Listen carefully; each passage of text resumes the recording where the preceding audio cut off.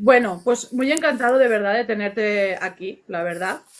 Bueno, os presentamos, quien no conozca, ya lo hemos presentado estos días, pero es el doctor Antonio Mas. Trabaja bastante por internet, pero tiene una consultita, creo que era en Barcelona, ¿verdad? Sí, Dijiste, cerca de Barcelona, en Premia. la de Barcelona. Tiene 15 años de experiencia, es experto en nutrición, la verdad es que en obesidad, o sea, va a venirnos de lujo tenerlo por aquí. Entonces, lo que hemos hecho estos días, bueno, estos 2 días, desde que supe seguro que venías, pues era ir recogiendo preguntas para luego no quedar a leer todo, quedar ya tener unas cuantas preguntas. Y voy a empezar por la primera y naturalmente, pues teniéndote aquí y aprovechando que soy la que te hace la entrevista, Perfecto. voy a empezar por lo que más me toca a mí, que es el tiroides. Ya sabes que te comenté lo del Mendoza.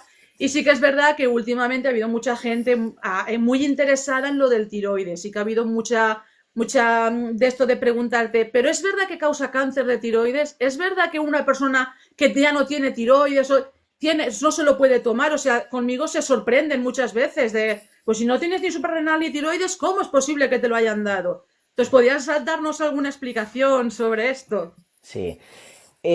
Claro, lo primero es la relación entre el tiroides y peso, ¿no? Todos sabemos que el tiroides fabrica una hormona que no deja de ser un mensajero.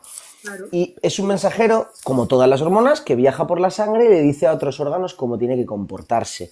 En este caso, la hormona tiroidea, el mensaje que lleva es el de modula la velocidad a la que los diferentes órganos tienen que gastar la energía. Esto se entiende muy fácil cuando el tiroides falla. Cuando hay mucha hormona, todo va más rápido y se tiende a perder peso. Y cuando hay poca hormona, todo va más lento y se tiende a ganar peso. Esto no es matemático. Porque, por ejemplo, claro, vivimos en un mundo de engorde, ¿no? Nuestra sociedad, para empezar en España, el 50% de la sociedad, el 50% de la gente le sobra peso. Entonces, hay tantísimos motivos para aumentar de peso que el tiroides, al lado del ambiente obesogénico en el que vivimos, queda pequeño.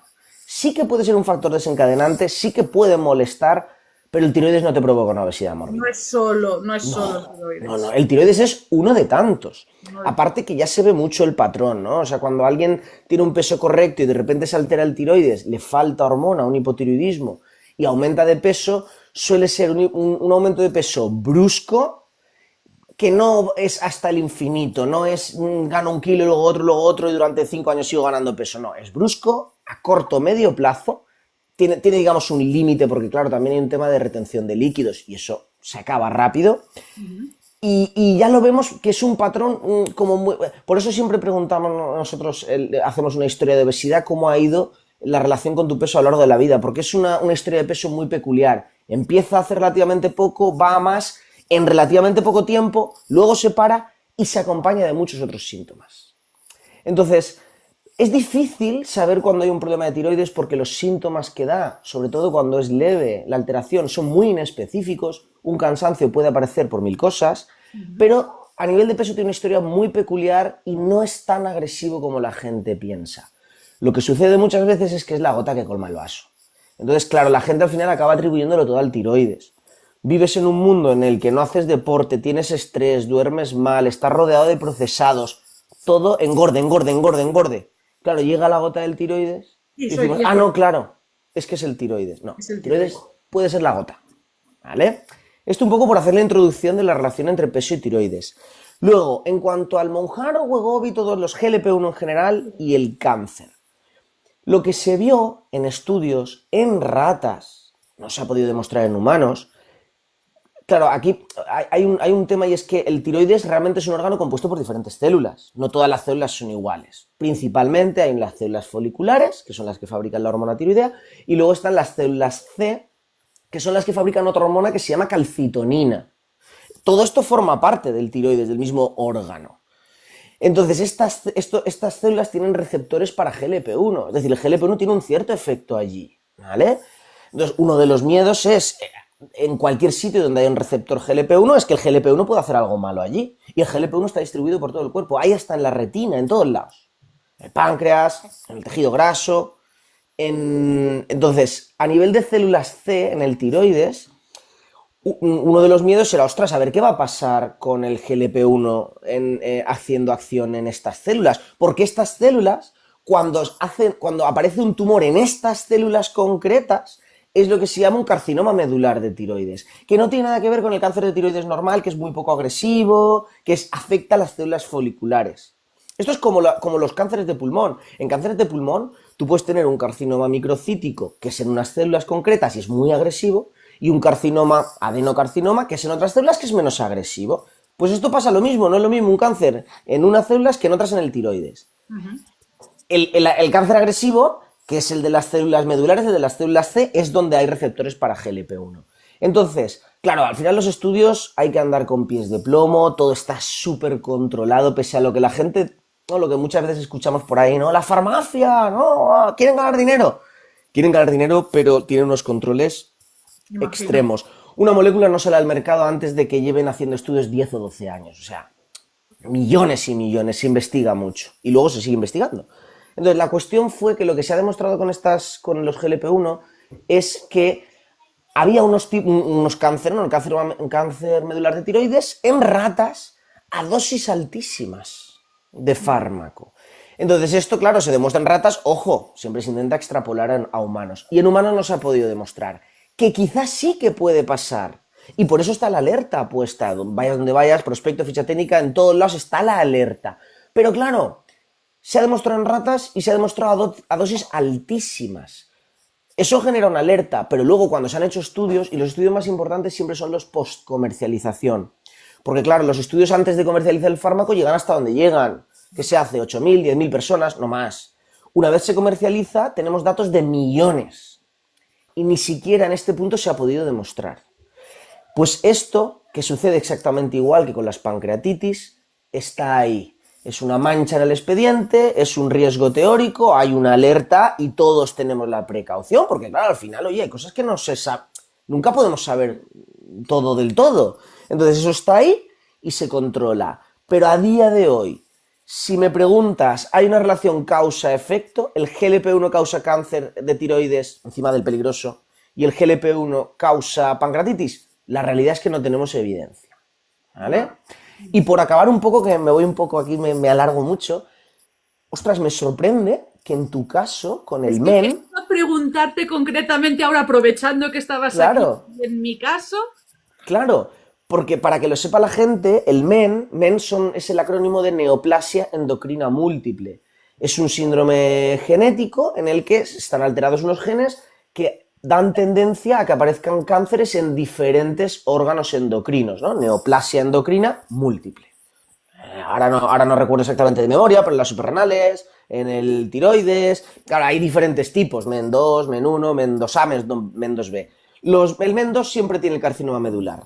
Sí. Entonces, sorprende que alguien te recomiende este fármaco cuando precisamente tú estás en un riesgo de tener justo este tipo de cáncer. No es que tenga el riesgo, es que realmente yo ya no tengo tiroides. Ah, bueno, claro, porque te han hecho cirugía profiláctica. Claro, no siempre se hace, claro. Claro, yo cuando me lo detectaron, y no voy a alargarme porque yo también me alargaría, cuando me lo detectaron ya estaba tan extendido que fue extirpar por completo el tiroides y radioterapia agresiva durante, o sea, yo no tengo nada, pero no hace más que repetirse cada 2x3 en los ganglios, cada dos, o sea, yo llevo 8 en 15 años.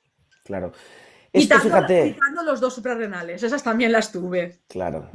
Pues fíjate esto que sirva de ejemplo un poco que incluso en alguien que tiene, porque claro, digamos que en la ficha técnica, como aquel que dice, sales tú. Sí. Sale tu caso, ¿no? Entonces, sí, eres justo en quien es el paradigma de que no pueda utilizarlo, eres tú. Y aún así, con precaución, cuando la balanza riesgo-beneficio nos dice, oye, tenemos este riesgo, pero ¿a cambio de qué beneficio? Claro. Al final es a lo que nos dedicamos, ¿no? Incluso en este caso extremo, porque el cáncer medular de tiroides, que la gente entienda que es una cosa extremadamente rara. Es muy, muy rara. Y el MEN2 ni te digo. Es rarísimo. Yo he visto 2 o 3 casos en mi vida. Sí, yo cuando leí un poco y me dijeron, es que eres un caso raro, digo, gracias, ya lo sabía. Bueno, sí. Si te han pillado a tiempo, pues esa suerte que tienes. Pero que sirva un poco para entender que incluso, ¿no? Cuando tú tienes un riesgo teórico, claro, como no está comprobado, si se hacen los controles pertinentes, y más en tu caso, que teóricamente si no tienes tiroides, pues esto ya no te puede aparecer. Pues sí, mira, aún así se puede utilizar. Claro, es lo que tú dices, es básicamente comprobar los riesgos, beneficios, y ahora mismo era meterme en una bariátrica o intentar esto y tenerme muy controlada. Simplemente análisis, pues cada 3 meses en la endocrina y aparte en el IVO que también voy, pues claro, cada mes y medio tengo análisis. Entonces estoy controladísima, pero es por eso. O sea que ya nos hemos votado otra pregunta porque ya me la has contestado. Perfecto. La segunda, bueno, tiene que ver un poco, ya que lo has dicho un poco, la pancreatitis, pero ya no solo la pancreatitis. Insomnio, estreñimiento, caída de pelo, frío, todos los efectos secundarios. Hay mucha gente que no quiere pincharse, creo que es más o menos un poco lo que acabas de decir, no quiere pincharse por ese miedo, por todo lo que vendrá después. Realmente es lo que hemos hablado, supongo, pero ¿recomendarías ese beneficio a cambio de padecer un poco, no sé, estreñimiento, caída del pelo temporal? Porque además no es... ¿Tú cómo lo planteas a tus pacientes y demás? Claro, depende por completo del caso. Al final es exactamente eso. Y en el fondo es que esto siempre lo digo, esto es, toda la medicina planea sobre esta decisión. Cuando yo te doy, tú imagínate que yo soy mal médico y me equivoco, y te doy algo que teóricamente va a tener más riesgo que beneficio. Eso es un veneno. Eso es un veneno. Si yo te doy una quimioterapia y si tú no tienes un cáncer, te estoy envenenando. Pero si te doy una quimioterapia teniendo un cáncer con un potencial curativo gracias a esa quimio, entonces te estoy ayudando, a pesar de los múltiples efectos secundarios. Claro. Entonces, aquí hay que entender que desde el momento en el que tú entras a una consulta de un médico, tú tienes un riesgo encima de tu cabeza, porque todo lo que hacemos los médicos tiene riesgo. Pedirte una analítica tiene un riesgo. Por ejemplo, esto es un típico riesgo que la gente subestima. No, pide... Esto es en la consulta, ¿no? La gente que viene, no, Antonio, pero dame una analítica muy larga, ya que estamos, pídemelo todo. Claro, hay que entender que como las analíticas no son perfectas, de hecho se estima que más o menos el 10% de los parámetros va a salir alterado, porque sí, sin relación con patología. Sí. Esas analíticas te llevan a preocuparte y a pedirte otras cosas, y a hacerte un TAC, y a hacerte una biopsia. Y X porcentaje, aunque sea pequeño, acabas en quirófano. Esto, por ejemplo, pasa en el tiroides. Entonces, claro, ponte que de cada 100 analíticas que pida, mal pedidas, una persona me acaba con una cirugía y de cada 1000 de estas, esto cuando sumamos todos los médicos, hay una que acaba con una cuerda vocal cortada innecesaria. ¿Qué sucede? Que nosotros tenemos que hilar muy fino con estas balanzas riesgo-beneficio, porque al final los médicos atendemos a todos los pacientes. Entonces, cuando hay un estándar clínico, por ejemplo, un protocolo que se equivoca en este sentido y tienes a 1 millón de médicos pidiendo una prueba innecesaria, pues eso va a hacer que cada año haya 10 personas con una traqueotomía, por ejemplo. Estoy exagerando los números, ¿eh? En esto igual. Entonces, vuelve a lo mismo, el riesgo-beneficio.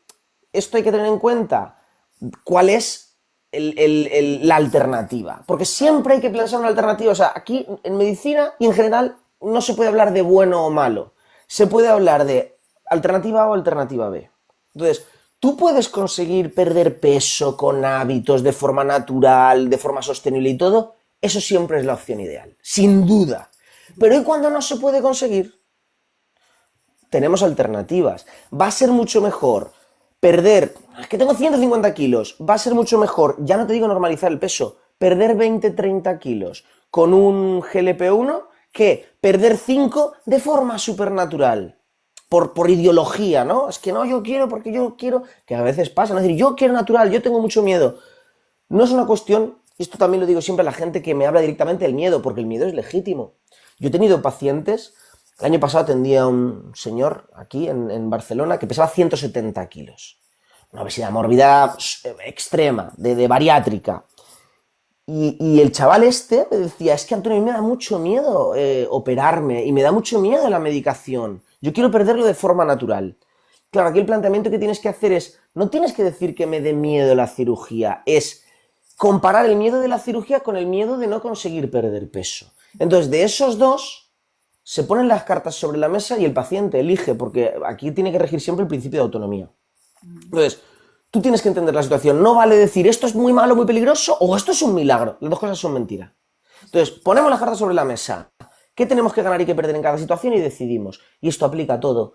Hasta cuando te tomas un paracetamol cuando te duele la cabeza, aplica esta balanza. Es que es así. Es verdad, o sea, me parece muy bien lo que has dicho.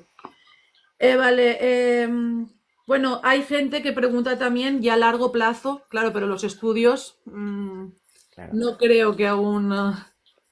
No tenemos grandes estudios a largo plazo. ahora te hablaré de memoria, pero ponte que tengamos, y con Mounjaro y Wegovy seguro que no, pero ponte que los estudios más a largo plazo que tengamos en vida real serán a 7 años, no creo que haya ni a 10 años. Los estudios en vida real son un tipo de estudios que son como menos controlados, ¿no? Los estudios en general, para validar un fármaco, son estudios súper controlados, súper estrictos. Cuando hablamos de forma mal llamada estudios en vida real, nos referimos a estudios hechos en pacientes de hospital, en pacientes de la calle, ¿no? No, a un paciente de un ensayo clínico, eso está, vamos, milimetrado. Entonces, bueno, se detectan cosas con más precisión, pero no se detectan como pequeñas cosas que tenemos que poner a prueba en la vida real. Entonces, en estos estudios habrá a largo plazo, no son tan detallados, pero a día de hoy no tenemos ninguna evidencia de que haya algo malo a largo plazo. Es decir, claramente los beneficios superan los riesgos y es más, estos fármacos se mueven en el tope gama de la medicina, en el sentido de que en medicina hay muchas, tanto fármacos como actos médicos, que nos sirven para mejorar lo que llamamos variables intermedias. Este tratamiento mejora el colesterol, esto mejora, no sé, la capacidad pulmonar. Vale, pero la variable dura es cómo se expresa eso en calidad de vida o en mortalidad. Por ejemplo, hay fármacos que bajan el colesterol, pero que no han demostrado que te den más años o más calidad de vida. Están actuando sobre una variable intermedia que, en teoría, si mejoramos el colesterol, vivirás más años. Pero son cosas diferentes. Claro. Hay que demostrarlo. La medicina está llena de fármacos que han demostrado que bajan el colesterol y que luego finalmente han demostrado que te acortan la vida. Fuera. Hay así. En diabetes, por ejemplo, en los años, ya principios de los 2000, o sea, es que no hace tanto, todos locos a controlar la glucosa, a bajarla milimétricamente, y de repente descubrimos que cuando a gente ya muy enferma, muy pasada de vueltas, y éramos demasiado estrictos, se morían. Eso es así, entonces hay que demostrarlo, porque claro, ese es justo el ejemplo de variable intermedia. Ostras, bajar el azúcar hace que vivas más años, ¡qué guay! Vamos a bajar el azúcar a todo el mundo. Ostras, los abuelitos se mueren más. Nos hemos equivocado. Pues a día de hoy, es decir, la cima de donde puede llegar un fármaco es demostrar que reduce, que mejora una de las variables duras como mortalidad, ¿vale? Estos fármacos se mueven ahí. Todos los estudios que tenemos a largo plazo han demostrado que disminuyen la mortalidad, disminuyen eventos cardiovasculares de tipo infarto, ictus, variables duras de verdad. Entonces esto, no hay tantas cosas que lo consigan en la medicina, ¿eh? Casi que las podríamos contar con las manos. La gente se piensa que la medicina lo tiene todo demostrado y todo. No. El grueso de la medicina se basa en ciencia, pero en datos de aquella manera.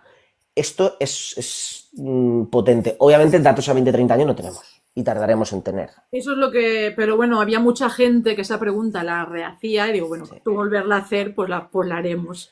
Pero todo apunta a que a largo plazo los resultados son buenos, pero esto es una extrapolación, no lo sabemos. Pero volviendo a la primera pregunta, esto hay que compararlo con qué resultado vas a tener tú sin este fármaco a largo plazo. Hay que comparar esos dos escenarios. No podemos comparar pérdida de peso ideal con hábitos ideales versus Mounjaro. Esa comparación es injusta. Lo que tienes que comparar es 1000 pacientes que intenten perder peso por su cuenta, 1000 pacientes que intenten perder peso con Mounjaro. ¿Qué pasa de aquí a 20 años? Esa es la comparación. Vale, sí, me parece lógico. Vale, bueno, esta es también de las más comunes. Algunos médicos no consideran adecuado dejar el tratamiento de Mounjaro como crónico por la falta de estudios, con lo que estamos hablando. Pero después de la fase de pérdida activa, siempre se debe hacer una fase de mantenimiento antes de la retirada del medicamento. ¿Durante cuánto tiempo se recomienda esta fase? Yo te pongo en duda, aquí niego la mayor, que siempre se tenga que hacer una fase de mantenimiento. Depende. Yo creo, y esto es práctica clínica, o sea, esto sí que es, cada maestrillo tiene su librillo porque aquí no hay ningún estudio, ni siquiera tenemos un protocolo estricto de retirada, es decir, es un poco lo que prueba uno, lo que prueba otro, lo que compartimos, son protocolos clínicos, formas de hacer. Entonces, claro, hay gente que claramente se puede retirar. Por ejemplo, alguien que se rompió la rodilla, aumentó un montón de peso, no puede quitarse 30 kilos de encima, pero tiene medianamente buenos hábitos. Con esto recupera los buenos hábitos, hace la pérdida de peso intensiva y luego recupera su vida. Ese es candidato a retirarlo. Vale, ¿y un candidato que no sería para retirar? Claro, gente la obesidad es una enfermedad crónica, entonces gente que tiene el tema enquistado, ¿no? típico que no llevo 20 años, he hecho 40 dietas, he perdido 30 kilos, los he ganado, los he perdido, los he vuelto a ganar, luego rollo de psicólogos de ansiedad, luego tengo un montón de ruido emocional, vida desordenada, no hago deporte porque me duele la rodilla. Es decir, claro, es que la obesidad, yo incluso a veces digo que no es una enfermedad, que es la madre de muchas enfermedades. Es verdad. Entonces, claro, estamos hablando de que los distintos grados de gravedad hay una variedad amplísima. ¿Cómo lo vive cada uno? Porque al final la enfermedad, la obesidad no es una enfermedad como puramente, ¿no? de se rompe un hueso, lo arreglo y ya está. Por encima hay una capa psicológica, hay un tema cultural. Es muy, muy, muy, muy, muy complejo. Entonces todo eso hay que tenerlo en cuenta. Y yo no me atrevería a darte una solución, ni siquiera tenemos, esto es algo que buscamos siempre los médicos, ¿no? Factores pronósticos que nos ayuden a decidir. Tú imagínate que ahora encontramos una proteína que dice, no, quien tiene esta proteína alterada se beneficia de mantener el tratamiento a largo plazo y quien no, lo puede retirar. Eso es magia.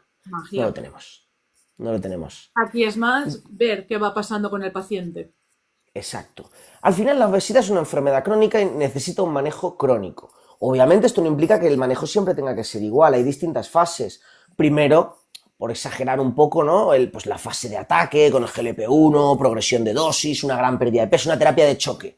Luego se puede hacer a lo mejor una retirada o un mantenimiento un tiempo. A veces se puede retirar y se puede hacer un control más estricto, precoz, y si hay una reganancia se reinicia.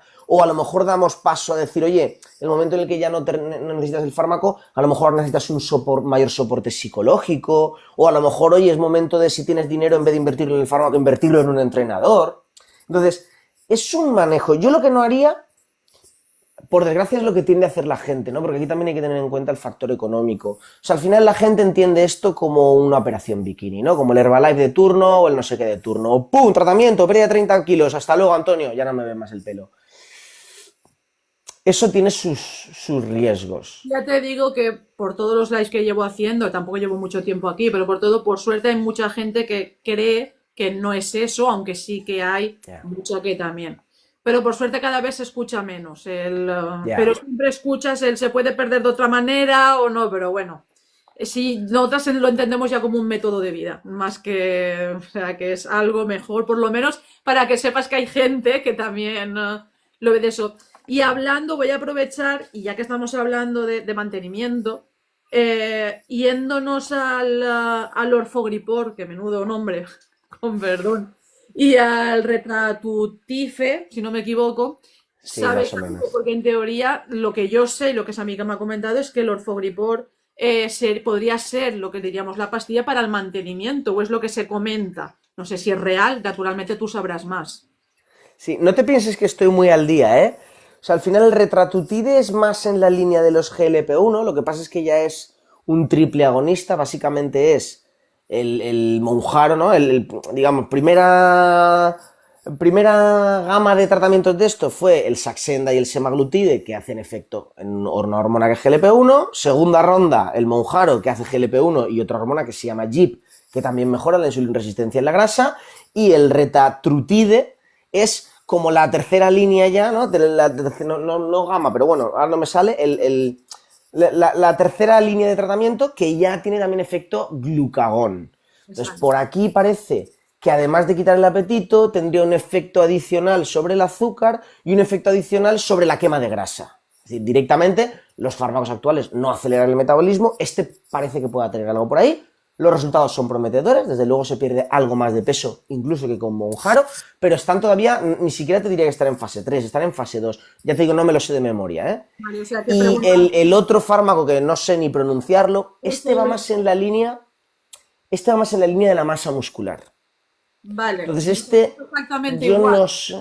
¿Cómo? Perdona. Es exactamente igual que un GLP-1. O sea, no es. No te sé decir, pero creo que no. Creo que justamente al revés. O sea, que no tiene nada que ver con los GLP-1. Quizás estoy diciendo una barbaridad, ¿eh? No, no, por lo menos dices que no lo sabes. Quiero decir que avisas. Claro, claro. No. Diría que este fármaco tiene mayor efecto a nivel de masa muscular y que va más en la línea, incluso se está hablando más a nivel de sarcopenia pura, ¿no? utilizarlo a gente que está en el hospital ingresada, abuelitos y demás. Entonces, no creo que sea un fármaco que vaya a ir directo al arsenal terapéutico de la obesidad. Creo que antes va a pasar por otros sitios. Quizás sí, porque ya hace muchos años que la obesidad, se habla de la obesidad sarcopénica y de la obesidad no tanto como un exceso de peso, sino como un problema de composición corporal. No nos gusta tanto hablar de pérdida de peso, sino de recomposición. Entonces, por ahí va a entrar. Pero no creo... Primero, ese fármaco todavía está muy verde, o sea, a ese fármaco le quedan años. Igual que te digo que el Retra seguramente llegue en un par de años, a lo mejor 27-28 lo tenemos. No creo que llegue el 26, pero el 27-28 seguramente sí. El otro nos vamos a ir al 2030 o más. Entonces, ya nos informaremos bien. Yo a día de hoy no te puedo decir... Algunas de las noticias que teníamos era de que a lo mejor en 2026 ya salía el Orfogripor y por eso queríamos saber un poco, por eso. Pero las noticias que tenemos pues no están a lo mejor en el sitio correcto. Quizás sí, ¿eh? O sea, piensa que yo soy un médico clínico. O sea, yo a día de hoy no investigo y estoy al día, bueno, porque al final tenemos que estar al día, pero yo estoy más al día de lo que uso en consulta. Hombre, naturalmente. ¿No? Entonces, la verdad es que no te voy a engañar, no voy a inventarme cosas, no tengo ni idea, no creo. Al final son las oídas que nos llegan de un congreso, de un compañero, del del laboratorio que te cuenta, pero estudios no me he leído ninguno sobre esto. Vale. Entonces, ya veremos cuándo llegue. Perfecto, no te preocupes. Precios ni te pregunto, ¿verdad? Precios orientativos. Es que hay mucha gente que me ha estado preguntando también. ¿Y precios? ¿Y precios? No, caro. Caro seguro, pero aquí no tenemos ninguna ventaja nosotros los médicos y de hecho los laboratorios, antes de salir el Monjaro, tampoco sabíamos el precio, porque lo tienen guardado, no sé si hay algún tipo de ley o algo, o son normas de la empresa, pero no nos lo dicen hasta un día antes de sacarlo, como aquel que dice. Vale, pues esta otra pregunta que te voy a hacer también es bastante común, nos la hacen mucho, de hecho yo creo que me sé la respuesta, pero por mi enfermedad y por lo que me tienen que hacer, pero básicamente para empezar es necesario que te hagan una analítica y luego regularmente, o sea, es aconsejable estar siempre bien visto, y si es así, ¿qué es lo que se busca exactamente en la analítica? Vale. Sí, a la primera pregunta, ¿es necesario hacer una analítica antes de empezar el tratamiento? Primero una analítica de base general, pues para ver que no hay ninguna barbaridad del estilo, una alteración importante a nivel renal, a nivel hepático, hacer una valoración también de en qué punto estamos de riesgo cardiovascular a nivel metabólico, pues ver cómo está el colesterol, ver cómo está el azúcar, todo este tipo de cosas. Aquí lo que buscamos es, primero, que a nivel general no hay ninguna enfermedad grave, luego que a nivel cardiovascular no hay algo que podamos tapar. Tú imagínate que tú tienes una diabetes completamente descompensada, que te empiece el tratamiento y digo, bueno, tienes una diabetes leve. Claro, que te la estoy tratando. Claro. Entonces, mejor saberlo antes, ¿vale? Entonces, lo primero sería eso y también, en función, aquí es verdad que ya nos podemos fiar bastante de la historia de la obesidad para sospechar que no hay una causa secundaria. Es decir, que no pensemos que la obesidad tiene un gran componente por alguna patología concreta, ¿no? Es decir, una obesidad realmente con un gran componente por culpa del tiroides, que haya un síndrome de Cushing, esas son las dos principales patologías hormonales que causan obesidad. Claro, si a mí me viene un paciente con todo el fenotipo, el aspecto cushingoide, lo que decimos la cara de luna llena, con vello, con grasa aquí, que se llama la chepa, la jiba de búfalo, con problemas en estrías en la piel, con aumento del azúcar, aumento de la tensión, eso tan llamativo, primero tengo que descartar un síndrome de Cushing. Pero básicamente el cribado estándar en gente con una obesidad estándar, de decir, oye, llevo mucho tiempo con el peso, la historia natural no me sugiere la evolución que esto sea algo muy agudo, una analítica general con las bioquímicas generales, perfil metabólico y tiroides y cortisona, sobre todo si ya hay una obesidad por encima, con un IMC por encima de 35. Ahí yo creo que todo esto sería obligatorio, ¿vale? En función de la dieta, si hay también alguna dieta bastante desestructurada o restrictiva, tipo un paciente vegano, tipo un paciente que por síntomas digestivos haga una dieta muy escueta, pues a lo mejor hay que mirar también un pequeño perfil nutricional. Pero en general no hace falta porque los déficits nutricionales son raros en nuestra sociedad, no nos engañemos. En gente sana con dietas completas, un déficit nutricional es raro, más allá del déficit de hierro en mujeres o el déficit de vitamina D. Más allá de eso, que a lo mejor estaría bien mirarlo en mujeres con reglas muy abundantes y demás, pero eso ya sería como medio extra. Yo sí que lo miraría, pero ya es como segunda línea de importancia. Y luego, durante el tratamiento, claro, aquí ya depende. Primero depende de si hemos encontrado una alteración. Si hemos encontrado una alteración hay que controlarla. Y luego, si todo estaba bien, no había ningún problema, ninguna patología de base, ningún problema grave metabólico, ninguna causa hormonal de obesidad, yo suelo hacer y recomendar analíticas cuando hay una gran pérdida de peso. Un paciente que está haciendo una dieta de 1000 calorías, porque ya lo estimamos un poco por el balance calórico, ¿no? Que me pierde más de 4 o 5 kilos al mes, que es una barbaridad, durante 3 o 4 meses seguidos, que me pierde 15 20 kilos, ahí hay que hacer una analítica. Porque seguramente te están haciendo una dieta de menos de 1000 calorías contra nuestra voluntad. Y una dieta de 1000 calorías siempre es deficitaria, siempre. Es prácticamente imposible tomar una dieta de menos de 1000 calorías y con alimentos naturales llevar todos los nutrientes que necesitas. O por hierro, o por fólico, o por magnesio, por algún lado va a pitar. Entonces, podemos prevenir con suplementos. Claro, si hay una dieta muy, muy estricta, si la pérdida de peso es muy agresiva, a mí me gusta dar un pequeño suplemento. Esto lo hacemos, por ejemplo, esto me viene un poco de la bariátrica, siempre lo hacemos en bariátrica. Si no, dieta completa, una restricción calórica moderada, tampoco súper agresiva, una pérdida de peso estándar de medio kilo, máximo 1 kilo a la semana, con hacer una analítica cuando se haya perdido, pues eso. Yo normalmente si se pierde ya por encima del 10%, ya quiero una analítica para ver que no haya ningún déficit de micronutrientes.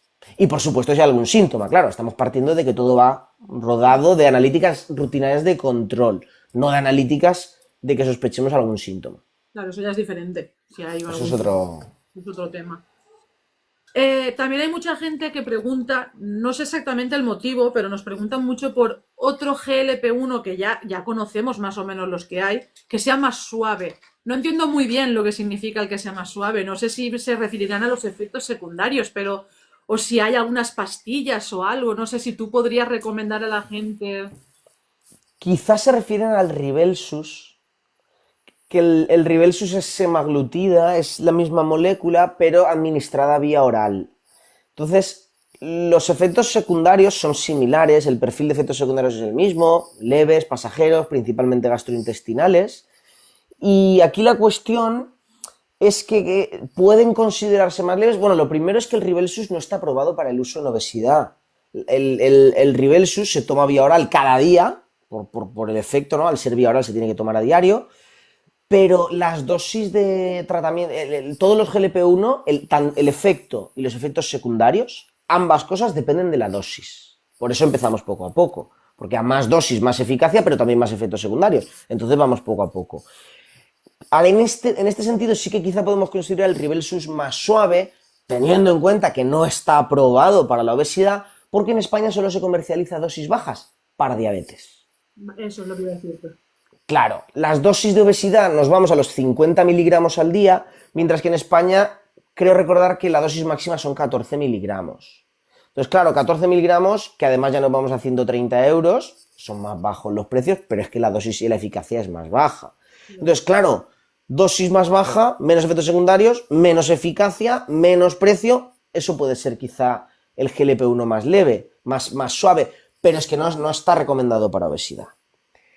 Ojo, se puede utilizar como excepción off-label, fuera de ficha técnica. Es decir, No lo conocía. sí, estos se llaman, o sea, los medicamentos, cuando se aprueban, el ministerio les da el visto bueno, el Ministerio de Sanidad, y se hace una ficha técnica, que es un documento legal, que dice para qué se puede y para qué no se puede utilizar ese fármaco. Entonces, por ejemplo, cuando salió el Ozempic, eso no se puede utilizar para obesidad. Por ficha técnica, a nivel legal, digamos que de entrada. Lo que pasa es que, claro, una cosa es lo que se dice a nivel legal y otra cosa es lo que nos dice la ciencia.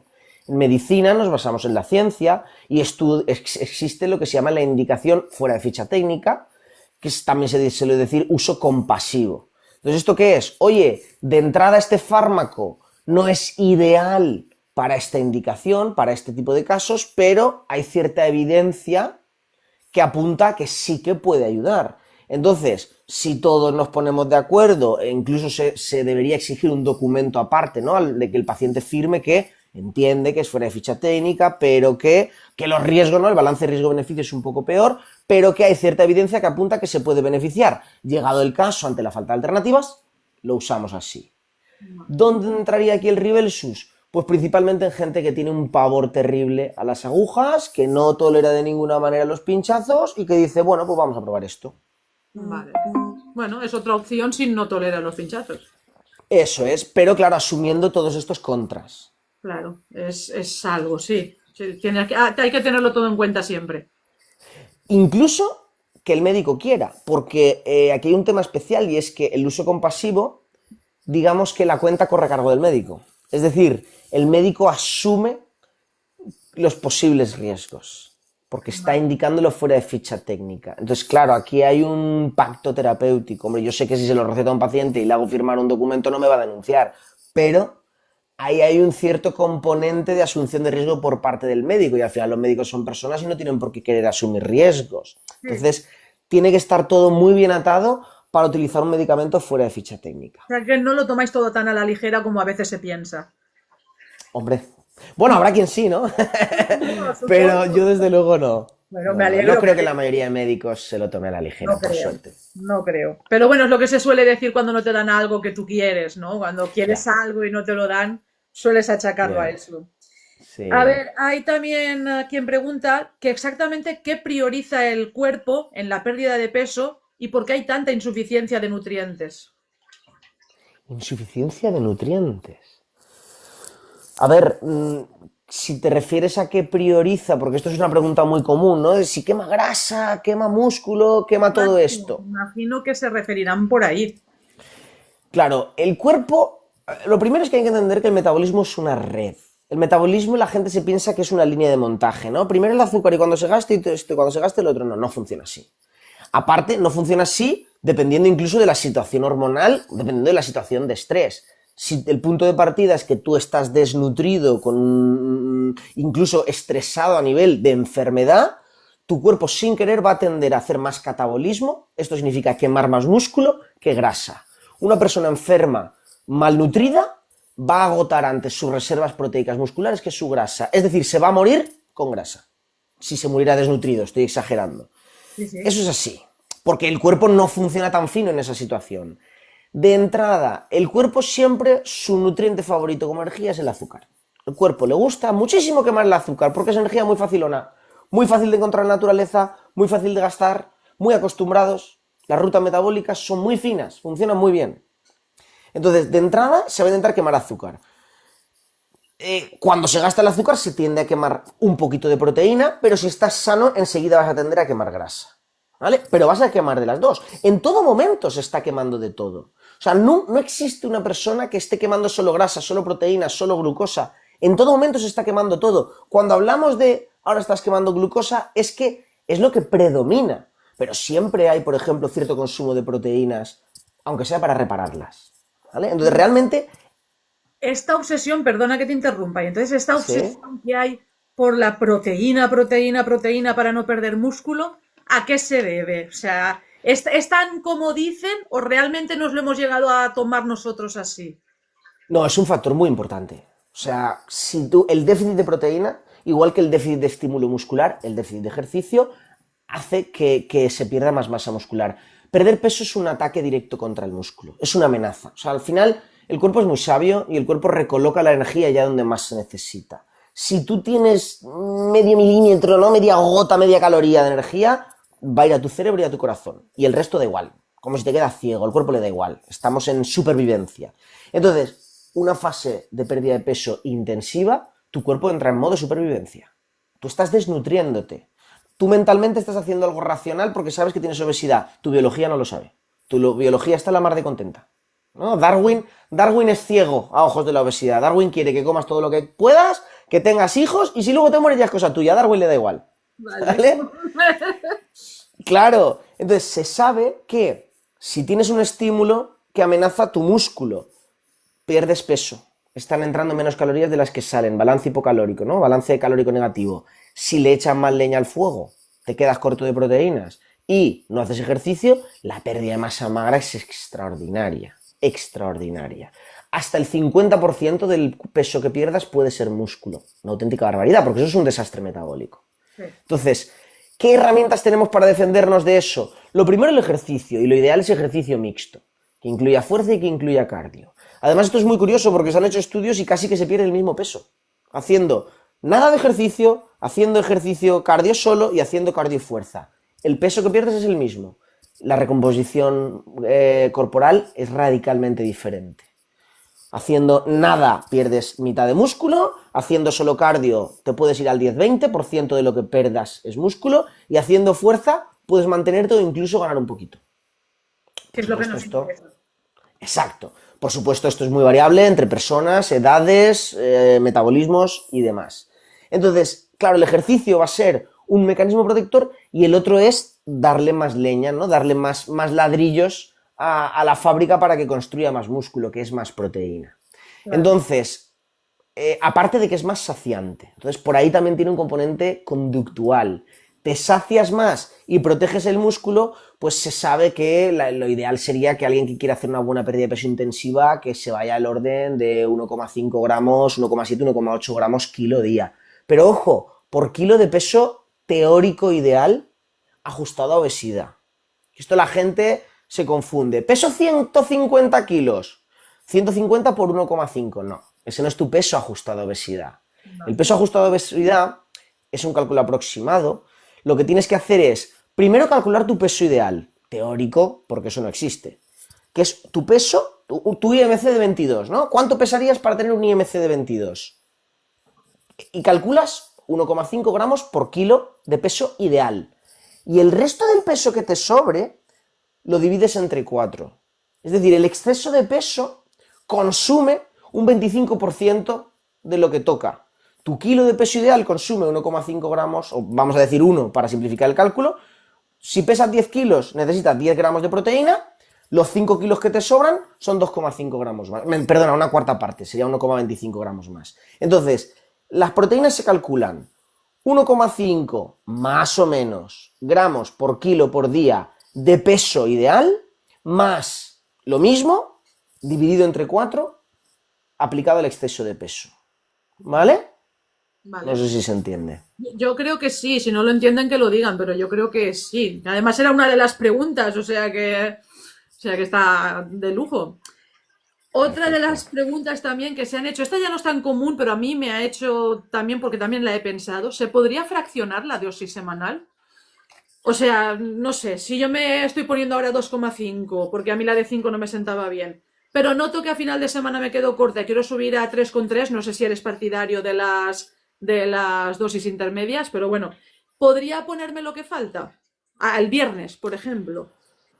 Bueno, claro, aquí esto va un poco reñido con lo que se llama la farmacocinética. Claro, esto, al final tú cuando te pones el fármaco, lo que se hace es lo que se llama un equilibrio estacionario, es decir, tú, digamos que se te queda un quiste de fármaco aquí y va entrando poco a poco, poco a poco, poco a poco. Es decir, esto es como una especie de infusión continua.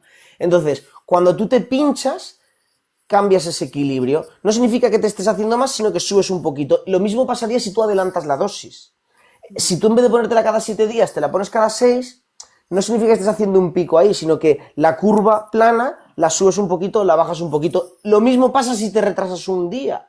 Bajas el equilibrio. Entonces, claro, no es tan fácil. O sea, al no ser una medicación de efecto inmediato, no es tan intuitivo lo que sucede como estamos hablando, y luego por otro lado al final no dejan de ser cosas que no están probadas. Entonces yo no te puedo decir si es mejor o peor, porque a lo mejor es mejor. Sí, a lo mejor no, pero no está estudiado y no se sabe. Exacto. Esto es como la típica, la semana pasada me acuerdo una abuelita que me decía, a mí me han dicho que esta medicina es mala, otra medicina, no tenía nada que ver, era una para el colesterol. Me decía, y yo lo que hago es me la tomo cada 2 días, en vez de cada día. Pues a lo mejor la señora había descubierto la panacea, pero como eso no está probado, pues yo no puedo decirte. Al final, seguramente habrás escuchado la famosa medicina basada en la evidencia. La clave de esa frase, yo no me voy a cansar de decirlo, evidencia es como ciencia, ¿no? Medicina basada en pruebas, sería la traducción mejor en español. La palabra clave más importante de esa frase es basada en. La medicina intenta basarse en ciencia, no es una ciencia pura, es una ciencia aplicada, humanista, de altísima complejidad e incertidumbre.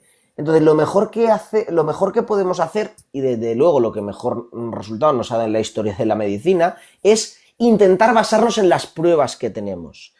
Pero las pruebas no dejan de ser experimentos que no son 100% aplicables. Entonces, claro, tenemos que intentar basarnos en la información más valiosa que tengamos, pero al final no dejamos de basarnos en ella simplemente. Exacto. Y luego, a partir de aquí, probamos a ver la experiencia de uno, la de otro. Cuidado, porque esto tampoco significa que el gurú de turno diga, no, pues el amimefuncionismo, ¿no? A mis pacientes esto les va muy bien.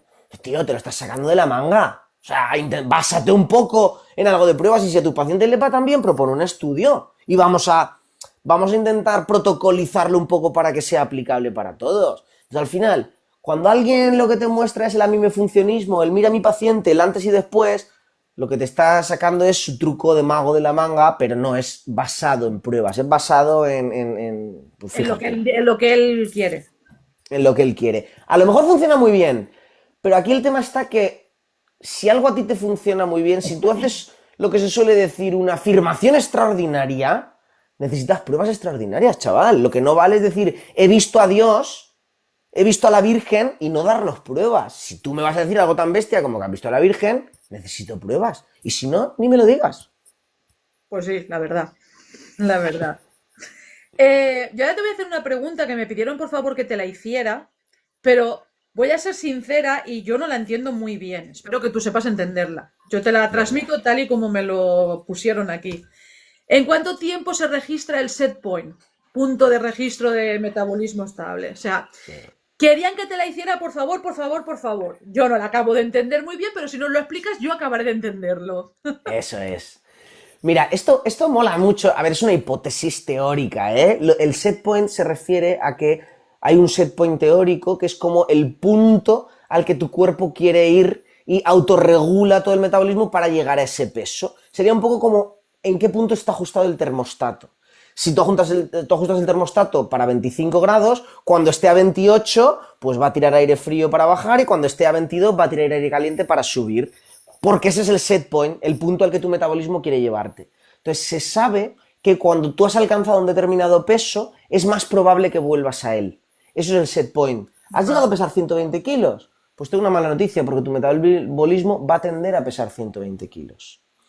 En general, el cuerpo lucha, sobre todo lucha para aumentar peso, pero también lucha, o sea, para no bajar, pero también lucha un pelín para no aumentar. Cuando tú estás en tus 80 y siempre has estado en tus 80 y toda tu vida, tus hábitos, todo es de 80, aunque comas un poco más no va a ser tan fácil llegar a 81, porque tu set point está ahí. Va a ser más fácil llegar a 81 que llegar a 79, también te lo digo, porque la biología no perdona y lo que quiere es chicha. Vale. Pero aquí lo que se dice, ¿no? Es que, claro, ¿cuándo te vas a librar de ese set point? ¿Realmente me ha caído esa losa en la cabeza? Como una vez llegué a 120, ya siempre mi cuerpo va a tender a 120. Sí y no. Parece que se puede resetear al cabo de 2 años. Pero esto realmente es teórico. Y también es teórico porque no es que haya, o sea, no es que exista un termostato que no hemos descubierto y que tu cuerpo va a llevarte ahí y que después de 2 años se resetea, ¿no? Hay una mano negra ahí que lo resetea. No. También hay un tema conductual. Probablemente hay un componente metabólico, pero luego seguramente también hay un componente de, oye, una vez llevo 2 años con una conducta que me mantiene este peso, pues probablemente sea más capaz de adherirme a largo plazo. Entonces esto es lo del famoso de cuando haces una cosa durante 21 días, lo conviertes en hábito. Yeah. Por ahí va la cosa, por ahí va la cosa. Entonces el set point, hay algunos estudios, pues, o sea, lo de los 2 años no es un invento. Lo de los 2 años es como ese punto de corte de decir, oye, cuando alguien llega a un peso nuevo, y a los 2 años está más o menos en torno a ese peso, es mucho más probable que lo mantenga. Ah, teoría del set point. Vale. ¿Sabes? Vale. Entonces, O sea que no es algo inventado, pero, o sea, pero tampoco es preciso 100% exacto que vaya a ser así. exacto, O sea, es una hipótesis de trabajo. que la gente que padecemos obesidad, básicamente tenemos que trabajarnos y trabajarnos el no subir de peso o el por lo menos no intentarlo. O sea, no. Sí, y claro, pero aquí me gusta mucho que digas eso porque, claro, aquí la cuestión es en función del ambiente en el que vivas. Sobre todo eso. Probablemente Y por eso también lo del set point y lo del riesgo futuro, porque tú vas a seguir viviendo en Occidente y vas a seguir estando expuesta a todos los riesgos de Occidente. Tú imagínate que de repente te vas a vivir a un país africano del tercer mundo donde tu lucha ya no es por quitarte calorías de encima, sino tu lucha es por conseguir calorías para no morirte. Te garantizo que no vas a tener que luchar con el aumento de peso, Ve ahí. porque has cambiado el medio. Entonces, claro, esto también forma parte de la complejidad de la obesidad, que esto no son matemáticas y metabolismo y hormonas puras. Que parece muy fácil, pero que no lo es. O sea, hay mucha No, gente que no. no, si estás gordo es porque comes y si estás flaco es porque no comes. No todo funciona así. Eso es una barbaridad. Y eso lo peor es que se ha dicho desde la profesión, ¿no? Médicos, nutricionistas, esto. Y hoy en día los famosos influencers, ¿no? Ah, panza, panza, panza, ¿no? Ponte a hacer burpees. A ver, tío, o sea. A ver, eso demuestra, primero, casi que te diría cara dura y maldad, pero sobre todo ignorancia. Sobre Es una todo. ignorancia supina de no entender y de tener ¿no? una estrechez de miras, de decir, pero la complejidad que tiene esto a nivel incluso sociocultural, ¿no? De ahí determinantes económicos, sociales, culturales, biológicos. O sea, es que es tan complejo La que verdad. para que vengas tú, ah, no, eso es tan fácil, ¿no? Come poco y haz ejercicio. Claro. Y yo puedo comer poco, aprieto un botón y como poco, aprieto otro botón y hago ejercicio. Ahí está el tema. Es Sí, estrechez de miras. sí, sobre todo. El problema es que a veces no ven más allá, a veces de que también hay un factor muy condicional de la salud mental, que a veces no te lo permite todo. Exacto. Y no lo ven, no lo ven. Pero Exacto. bueno, que nosotros ya nos hemos acostumbrado a pasar de esa Ya. gente. O sea que Ya. Bien hecho. es lo mejor, es lo mejor. O sea que, bueno, ya me quedan pocas preguntas. O sea, me queda, bueno, realmente no me queda ninguna. Porque la que Perfecto. me quedan ya las hemos contestado. O sea, Pues oye, genial, mira, porque yo quería terminar sobre las 9, que tengo a mi bella señora esperando para cenar. pues O sea que perfecto. si alguien... Yo iba a comentarte, yo sé que hay una persona que quiere saludarte, no sé si está por aquí, Perfecto. porque ya podríamos aprovechar, bueno, antes de que entre ella, Ches, hablo de ti, si puedes escribir para que te invite. Mientras tanto, yo quería agradecer, bueno, agradecerte a ti, por supuesto, el que hayas aceptado, el que hayas estado aquí, el que bueno, que hablemos por mi enfermedad, que también es tan rara, pues bueno, también es algo que me ayuda. Y sobre todo, o sea, a mis dos ayudantes que están ahí abajo moderando todo, a Qué Miren y a bien. Lola, que la verdad es que nos hubiera gustado estar las tres aquí, pero hubiera sido como un barullo mucho más grande. Y la verdad es que así yo creo que hemos estado bien. Y aquí tienes a la persona que quería saludarte, no sé si se pondrá la cámara, imagino que sí, no lo sé. Perfecto. Es que no puedo poner la cámara. Ah, No sé por qué. pues dentro de poco podrás saludarlo. No puedo poner la cámara. Bueno, Bueno, ¿se me pues escucha por lo menos? sí, sí. Se te escucha Bueno, perfecto. Che. Antonio, nada, gracias a Carmi, quería saludarte porque soy alumna de Five Stars. Ah, mira qué Estoy bien. haciendo, estoy haciendo el curso de nutrición deportiva que estás dando tú las clases ahí. Quería darte las gracias porque explicas muy bien y me parece que eres muy buen profesor. Qué Y nada, bien. quería saludarte y que das las clases magistrales y que gracias por haber entrado aquí a hablar con Carmi, porque la gente ahora con el tema de Monjaro o Monjaro tienen bastantes dudas y la verdad que aparte de la gente que lo está estudiando, llevarlo también a la población general es bastante importante, por lo menos para informar sobre los riesgos, dosis y las dudas que tengan. Qué bien. Nada, era para Pues oye, saludarte. oye, Che, también muchísimas gracias a ti por saludar, muchísimas gracias por también ser alumna de Five Star y por el comentario tan amable que me dejas. Es un placer, a mí me encanta la docencia y que me digáis estas cosas, de verdad que Es que me se encanta. te ve en las clases y se te ve aquí en los directos Es que, de que te hecho, gusta. Es que se te ve. rapidito, así de hecho, yo hablando con ella, que la conocí hace muy poco bueno, va a ser nuestra próxima personal trainer, vamos a decirlo así Ah, también, muy bien. va a ser la nueva. Entonces, hablando, me mandó un enlace tuyo de YouTube y justamente tú me acababas de confirmar que ibas a estar aquí y me puse a reírme y le dije, va a estar, y me ha pedido, por favor, solo déjame saludarlo. Digo, por supuesto, Qué una bien, vez Sí, me ha hecho acabemos. mucha ilusión, la qué bien, verdad. qué Pues, bien. pues nada, che, te bajo, ¿vale? Luego hablamos. Genial, muchas Venga, gracias. Gracias, Adiós, Antonio. Che, un placer. Pues nada, de verdad, Antonio, de verdad ha sido un placer. Has respondido a todas las preguntas que yo creía que nos iba a quedar alguna. ¡Qué bien! O sea que te pasaré el directo como hemos quedado y de verdad es un placer charlar contigo. Lo explicas todo muy bien, se entiende muy bien. Esperemos poder contar contigo un poco más adelante cuando esto esté un pelín más estudiado y podamos seguir haciendo directos y ayudando a la gente. Y nada, yo ya me mantendré en contacto contigo como siempre. Perfecto. Y Sí, bueno, de hecho, recordar a la gente que si quieres saber algo de él, el más endocrino, ¿no? Si no me equivoco, eso es, másendocrino.com. puede ¿sí? contactar. Que se suscriban al newsletter, que es másendocrino.com/lista VIP, que ahora estoy por ahí metiéndole un poquito de caña. Pues ya sabéis, de hecho creo que le podéis hacer alguna pregunta y se ha comprometido a ir contestando. Sí, que por cierto, mira, aprovecho y te lo digo, la semana que viene haré otro directo el martes Vale. con Gema Incertis. Vale. Haré un directo, de momento ya descansaré, ahora de cara a Navidades y todo, tengo un montón de trabajo, pero bueno, luego de cara al año que viene ya, al 26, haremos alguna cosa, un poquito también por el canal Pues de YouTube después de y Navidades demás. yo me vuelvo a poner en contacto contigo y te digo, oye, cuando quieras Perfecto. aquí estamos. Genial. Vale. Pues muchas gracias, de verdad, Gema, ya has oído lo que te han dicho, que la semana que viene vamos contigo. Sí, que creo que además vamos a hablar de algunos truquitos de Navidades y demás, o sea que yo encantado. Pues me parece También genial. darte las gracias a ti. Nada, de verdad que un placer, de verdad. Qué bien, Muchas qué bien. gracias. Un beso Vale. y nada. Venga, hasta luego. Igual.